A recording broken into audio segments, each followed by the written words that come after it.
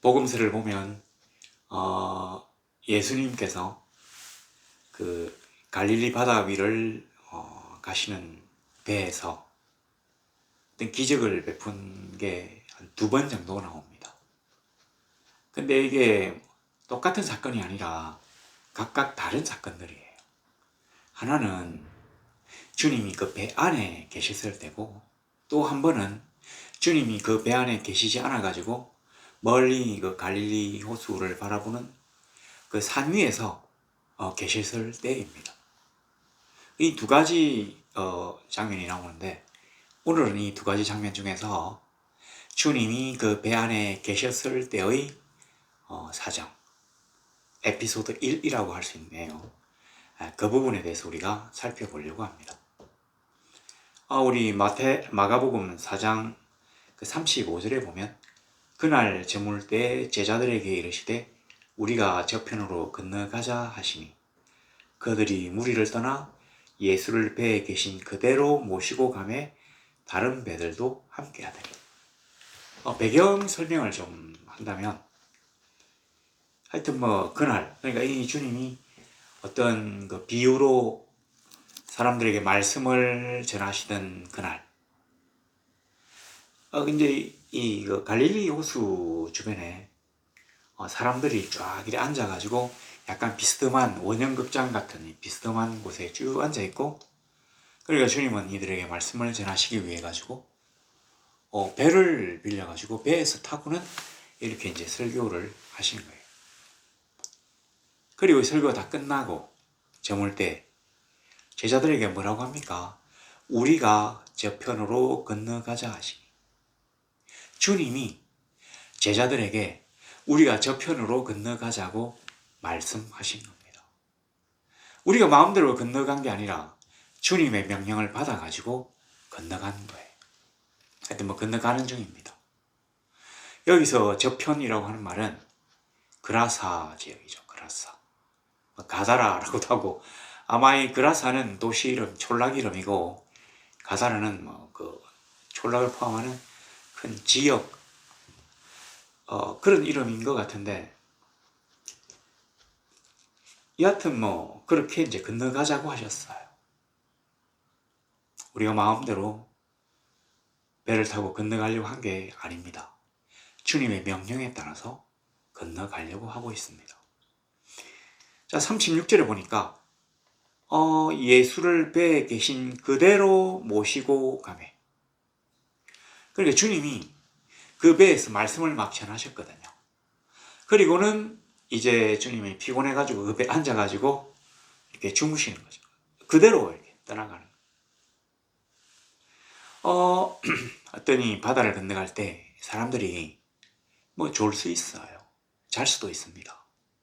근데 졸거나 자는 사람에게는 이 배에 대한 믿음, 어떤 일이 있어도 이 배는 결코 난파되어 가지고 아니면 침몰하지 않을 것이라고 하는 믿음이 있기 때문에 안전하게 잠이 드는 것입니다.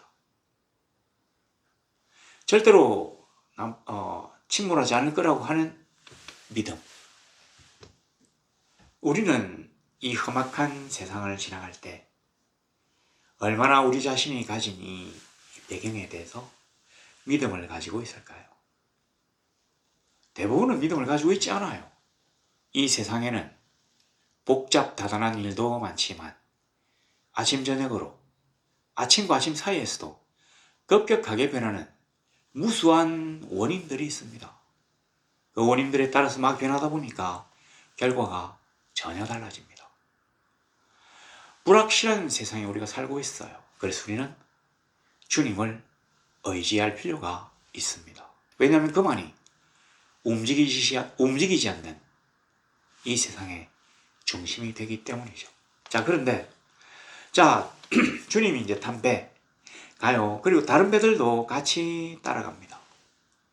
사실은 이전에 주님을 만나려고 와가지고 엄청나게 주님을 애워사던 그런 사람들은 주님이 말씀만 전하고 기적을 보여주지 않았기 때문에, 그러니까 2부 순서가 없어가지고 다 돌아갔어요.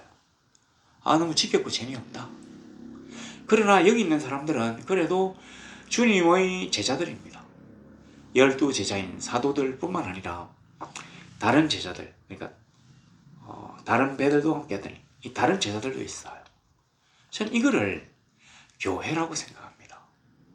각각의 교회가 다 따로 있어요. 주님을 오신 배, 그 다음에 또 이런 제자들이 탄 배, 큰 배, 작은 배, 뭐 중간 배, 그리고 새 배, 헌 배, 뭐 이런 배들, 이 수많은 배들이 주님을 모시고 주님을 중심으로 해서 한 방향으로 나아가는 것, 저는 이게 교회라고 생각합니다. 그리고 수많은 일들이 있어요. 근데 거기에 따라서 다 각각 가야 되는 방향이 다르다면 하나님은 결코 그것들을 한 교회라고 하시지 않을 겁니다. 방향이 다른데요. 자, 가는데 37절에 큰 광풍이 일어나며 물결이 배에 부딪혀 들어와 배에 가득하게 되었더라. 실제로 이 옛날에 헬몬산 같은 쪽에 지중해에서 바람이 막 불어오면 이 높은 산에서 바람이 딱 불어오면 이 바람이 그냥 탁 튕겨서 나가는 게 아니라 이게 이렇게 싹 타고 넘죠. 그럼 이게 아마 차온 기온이 되는지 원래 이 헬몬산이 아마 중동 지역에서 제일 높은 산인 것 같은데 이렇게 넘어가가지고 이게 넘어가면은 밑으로 샥 내려와가지고 해저 200m에 달하는 또 갈릴리 호수 쪽으로 바람이 이렇게 넘어와요. 이렇게 되면 갑자기 이제 산 안에 이 산들 사이에 호수가 있기 때문에 돌풍이 잘 발생한답니다. 그러니까 이게 아마 지멋대로 막 발생하는 게 아니라 어떤 징조가 있지 않을까요? 제가 이 바다에 대해서는 잘 모르는데 이 호수에 대해서 잘 모르지만, 그러니까 이 평생을 여기 이 호수에서 그 밥 벌어 먹던 제자들 4사람이잖아요. 적어도 베드로, 야고보, 요한, 안드레, 이 4사람은 이 바다의 그 자연적 현상에 대해서 잘 알고 있었을 것입니다. 뭔가 지금 꾸르무리한 거 보니까 비가 오면 바람도 불고 뭔가 문제가 생기겠다고 하는 듯한 어떤 직감. 그러나 주님이 뭐라고 하셨어요? 우리가 저편으로 건너가자고 하셨거든요. 그래서 이 사람들이 자기들의 의견을 내가지고 반대하지 않고 주님의 명령대로 간 겁니다. 근데 갑자기 큰 광풍이 일어났어요. 물결이 배에 부딪혀가지고 배에 들어와가지고 배가 이제 가라앉게 되었습니다. 가득하게 되었더라. 자, 38절에 보니까 예수께서는 고물에서 베개를 메고 주무시더니 제자들이 깨우며 이르되 선생님이여, 디다스칼레스, 주님이 아니라 선생님이에요. 그냥 선생님이에요. 우리가 죽게 된 것을 돌보지 아니하시나이까 하니. 요 말이 우리가 번역할 때는 예수님을 너무 신성시 하다 보니까 뭔가 번역가들도 말들을 아주 부드럽게 번역했어요. 근데 사실 이 말은 우리가 지금 죽을까 싶어가지고 이리 뛰고 저리 뛰는데 선생님은 아무것도 안 하고 지금 잠만 잡니까? 이런 얘기. 그 다음에 우리가 지금 죽게 됐는데 당신은 왜 아무것도 하지 않습니까? 죽어도 좋습니까? 라는 듯한 어떤 불통하면서도 불만에 가득 찬 항의를 하고 있는 것이에요. 왜냐하면 주님이 저쪽으로 건너가자고 안 하셨다면, 이 건너가면 거기가 그라사라고 했잖아요. 그라사는 유대인들이 사는 지역이 아니에요. 이방인들이 사는 지역. 그러니까 데카폴리스 10개의 그리스식 도시들이 있는 곳이에요. 그러니까 이 그라사도 마찬가지인데, 그러니까 여기는 이방 지역이에요. 하나님이 아니라 이방의 잡신들을 섬기는 곳이에요. 이 그라사 지역에는 뭐라고 했습니까? 정령들, 그런 어떤 신이나, 그 다음에 또 제우스도 있고, 헤라클레스도 있고, 각종 신들이 쭉 있는데, 이런 그리스 도시들에는 수호신이라는 게 있어요. 내리면 대리석 12줄이 쫙 쓰가 있고, 그 중간에 길이 반듯하게 포장인데 쭉 따라가면 이교의 신전이 나오게 되거든요. 그러니까 여기는 어떤 뜻입니까? 이쪽에서 쭉 따라가면 회당이 나오는 것과 달리 여기에는 이교의 신전이 나와요. 이교 잡신의 구역이라고 얘기하는 거 쉽게 말하면 사탄의 지역인 것이죠. 그래서 이방이에요. 갈 일이 없습니다. 그런데 주님이 갑자기 뭐 변덕이 생겼는지 가자고 했기 때문에 이런 일이 일어났잖아요. 당신 도대체 뭡니까? 라고 하는 거고, 이렇게 지금 물이 막 가득 차니까 할 일 없는 사람이 물이라도 퍼내야 될 거 아닙니까? 그런데 자는 거죠. 뭔가 약간 높이 들린 지역에서 주무셨기 때문에 뭐 아직 물에 잠기진 않았겠지만 사람들이 지금 난리예요. 그래서 주님에게 화를 막 내는 것입니다. 그러니까 예수님께서 깨어가지고 바람을 꾸짖으시며 바다들어 이르시되 잠잠하라 고요하라 하시니, 잠잠하라 고요하라, 이 두 개가 나왔는데, 요거 이제 병행기사가 마태에도 있고 마가에도 있어요. 누가에도 있어요. 근데 이 병행기사에는 잠잠하라 고요하라고 하는 주님의 명령, 나쁘게 말하면 지는, 그러니까 이제 이교인들이 들으면 뭐 주문 같은 거, 잠잠하라 고요하라, 뭐 그런 식의 이런 내용은 나오지 않아요. 근데 이 마가는 모든 걸 다 간단하게 기록하는 사람이었음에도 불구하고 이 말을 적었어요. 왜냐하면 이 고요하라고 하는 이 부분이 다른 이교의 이교신의 제사장들이 하는 거하고 똑같은 말이거든요. 그러니까 그때 아마 잠잠하라 고요하라 중에서 잠잠하라는 주님이 하신 거예요. 근데 이 고요하라는 독창적이지 않아요. 다른 수많은 사람들도 고요하라고 했대요. 근데 보세요.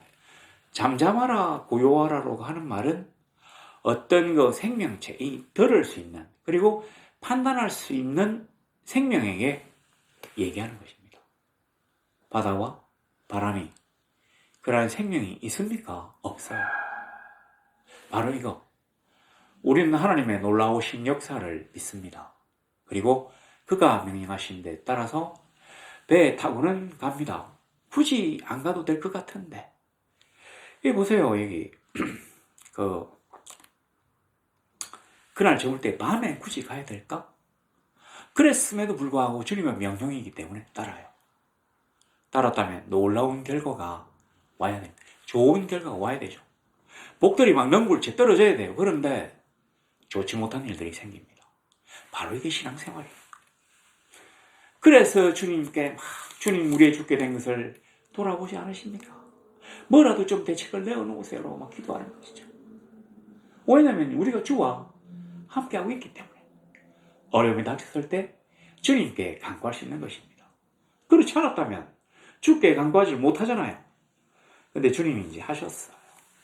뭐 세상에 뭐 있던 그 잡기들의 선지자들과 비슷하게 말씀하셨지만 말하는 사람이 다르잖아요. 천지의 주제가 말씀하시는 거하고 이 교회 잡것들이 얘기하는 거하고는 차원이 다른 거죠. 뭐 그들과 비슷한 외향을 지냈다고 해도 결과는 천양지 차이입니다. 오늘날에도 기독교에서 파생된 이단들이 진짜 많아요. 그래서 사교의 교주가 되어가지고 이름은 그리스도를 참칭하고 교회를 참칭하지만 잡것들이 많이 있습니다. 그러나 결과는 전혀 다릅니다. 이긴 자 절대 이기지 않았어요. 그가 죽었을 때 두고 봅시다. 신인지 아닌지. 자, 40절에 보니까 어찌하여 이렇게 무서워하느냐, 너희가 어찌 믿음이 없느냐 하시니 그들이 심히 두려워하여 서로 말하되. 여기 무서워하느냐고 두려워하여 이렇게 한글말로 좀 바꿔놨죠. 왜냐하면 무서워하는 건 진짜 무서워하는 거예요. 공포. 근데 요 41절에 두려워하는 것도 무서워하는 것이고 공포가 있지만 전혀 다른 단어입니다. 이 뒷부분에 41절에 나와 있는 두려워한다는 말은 뭐냐면 신적인 공포라고 할 수 있습니다. 이제까지 제자들은 주님의 약간 독특하고 개혁적이면서 언행일치의 말씀을 듣고 뭔가 자기들이 이 유대교의 어떤 개혁자, 혁명가라고 생각했을 수가 있습니다. 근데 주께서 한번 말씀하시니까 잠잠하라, 고요하라라고 뜬금없이 딱 바람과 바다에 대고 말씀하시니까 잔잔해졌잖아요. 아, 이분이 인간이 아니라 신인갑다 싶어가지고 하나님을 보는 자는 죽기 때문에 바로 이 신적인 공포를 41절에 심히 두려워하여 일났다. 이분이 그냥 사람이 아니라 신인갑다. 이렇게 생각이 되는 것입니다. 그가 누구에게 바람과 바다도 순종하는가 했더라. 우리는 어떻습니까? 성령이 무엇이든지 할 수 있는 놀라우신 분임에도 불구하고 우리 인간의 적은 두뇌로 우리가 학습한 지식과 논리와 이성으로 성령의 역사를 제한하고 있지는 않습니까? 우리 하나님이 하실 수 있는 일을 우리가 너무 물러보고 있지 않나요? 그리고 우리가 언제까지나 배폭명하게 체면을 차리고 있지 않나요?